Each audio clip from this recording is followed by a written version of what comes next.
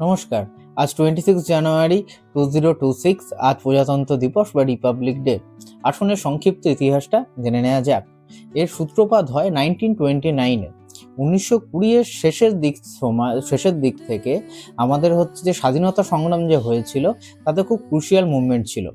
ব্রিটিশরা প্রপোজ করেছিল Dominion status, অর্থাৎ যে দেশ স্বাধীন হলেও কিন্তু তার মূল যে অথরিটি, মূল পাওয়ার থাকবে কিন্তু ব্রিটিশদের হাতেই। পার্শিয়াল কিছু স্বাধীনতা ইন্ডিয়া উপভোগ করবে, কিন্তু তৎকালীন সময়ের যারা যুব নেতারা ছিলেন, যেমন নেতাজি সুভাষচন্দ্র বোস বা জওহরলাল নেহরু, এরকম নেতারা সেটিকে অ্যাকসেপ্ট করেননি এবং সম্পূর্ণ স্বরাজ বা ফুল ইন্ডিপেন্ডেন্সের কথা বলেন। এরপর 31 ডিসেম্বর 1929-এ ইন্ডিয়ান ন্যাশনাল কংগ্রেসে যে লাহোর অধিবেশন হয়, তখন রেজলিউশন নেওয়া হয় সম্পূর্ণ স্বরাজে। এরপর 26 জানুয়ারি 1930 ইন্ডিয়ান ন্যাশনাল কংগ্রেস ওই দিনটিকে ইন্ডিপেন্ডেন্স ডে হিসাবে ডিক্লেয়ার করেন এবং শপথ নেয় যে ফুল ইন্ডিপেন্ডেন্সের জন্য এবার স্বাধীনতা সংগ্রাম করবে। এরপর 15 আগস্ট 1947, যার পরে দেশ স্বাধীন হয়।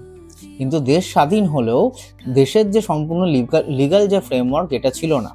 অর্থাৎ তখন দেশ স্বাধীন হলেও সেটা ব্রিটিশ লিগাল ফ্রেমওয়ার্কের আন্ডারেই ছিল এবং কিং জর্জ VI ছিলেন হেড অফ দ্য স্টেট।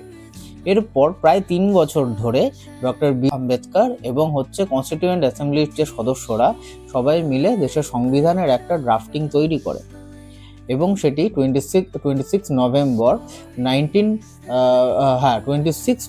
1949-এ এটিকে পেশ করা হয়, যে এটিকে দেশের সংবিধান হিসাবে গ্রহণ করার জন্য। কিন্তু তৎকালীন যে আমাদের লিডাররা সেই আমাদের সম্পূর্ণ স্বরাজ যখন যে শপথটা নেওয়া হয়েছিল, আমাদের 26 জানুয়ারি 1930-কে সম্মান দিয়ে এই 26 জানুয়ারি 1950-কে দেশের রিপাবলিক ডে বা প্রজাতন্ত্র দিবস হিসাবে স্বীকৃতি দেন। আমাদের দেশের যে গভর্নর জেনারেলের যে অফিস ছিল, সেটা প্রেসিডেন্টের অফিসের সাথে রিপ্লেস করা হয় এবং দেশের সংবিধান গঠিত হয়। আমি এরকম আরও ছোটো ছোটো ইন্টারেস্টিং হিস্টোরিক্যাল ভিডিও নিয়ে আসবো। আপনাদের ভালো লাগলে অবশ্যই ফলো করবেন, সাবস্ক্রাইব করবেন। Thank you.